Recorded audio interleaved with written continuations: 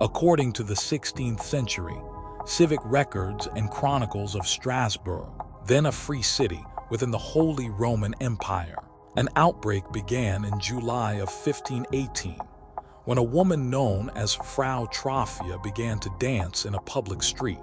Encyclopedia Britannica notes that hundreds of the city's citizens eventually danced uncontrollably, and apparently unwillingly, for days on end. This is not folklore invented later. It is documented in the written records of the city itself.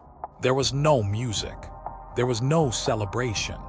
For weeks in the summer of 1518, the people of Strasbourg danced until their shoes filled with blood, until their ribs cracked and their hearts gave out, and they could not explain why they were doing it.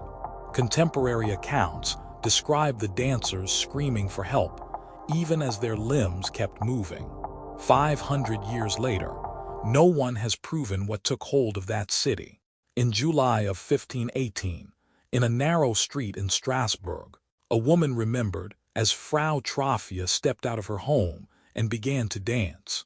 There was no music playing. There was no festival, no wedding, no holy day. She simply moved, arms swinging, feet striking the packed dirt, and she did not stop. Neighbors gathered, first amused, then uneasy. Accounts say she danced for days, collapsing from exhaustion, then rising to dance again. She was not alone for long. Her daughter, remembered in the records as Fräulein Emma Götz, was pulled into the same relentless rhythm beside her. Within days, more than 30 neighbors had joined them, moving through the streets in a jerking, tireless procession. Some later said they had watched the dancing and felt their own legs begin to twitch before they understood what was happening. Whatever this was, it spread by being seen. By the end of the month, the number had swollen into the hundreds. Chroniclers describe men, women, and children filling the squares, the horse market, the grain market, dancing without pause under the summer sun. Guild halls and public spaces were overwhelmed. Bystanders reported dancers begging to be released, crying out that they could not stop, while their bodies carried on. Strasbourg, a wealthy and orderly city, had lost control of its own streets. The city's physicians examined the afflicted and reached a conclusion drawn from the medicine of their age. This was not sin and not possession, they declared, but overheated blood, and the cure was to dance the fever out. So the authorities cleared 2 guild halls, opened a stage beside the horse market, and hired professional musicians with pipes and drums to keep the rhythm going. Healthy men were paid to hold the dancers upright. The remedy made it worse.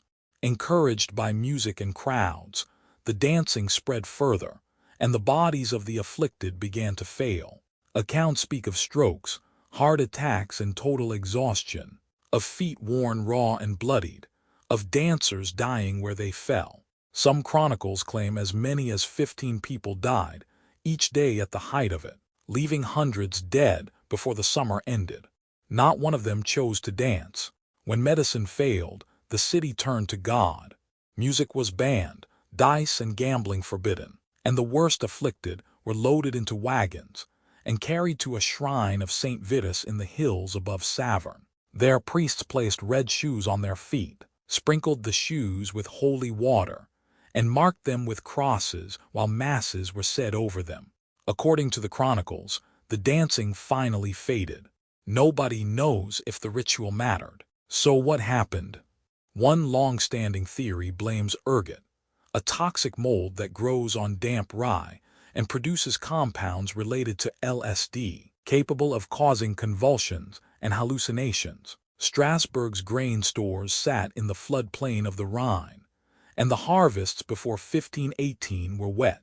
But ergot poisoning constricts blood vessels and cripples the limbs. Critics ask how poisoned people could have danced coordinated steps for days without their feet rotting off. The favored modern explanation is mass psychogenic illness, the mind breaking under unbearable pressure. Strasbourg in 1518 was starving. Failed harvests, soaring bread prices, syphilis and outbreaks of plague had left the poor desperate, and the region already feared a curse from St. Vitus that made sinners dance. Belief, terror, and hunger together may have pushed hundreds into a trance. It is a theory, not a proof, and the debate is still unsettled. The Strasbourg dancing plague is not a legend. It is recorded in civic documents, physicians' notes, and chronicles written while it was still happening. Hundreds of ordinary people danced until their bodies broke, and the best minds of 5 centuries still cannot agree on why. Whatever it was, it did not need a virus or a weapon. It only needed a crowd, a terror, and one woman stepping into the street. Subscribe for more unsolved mysteries that history can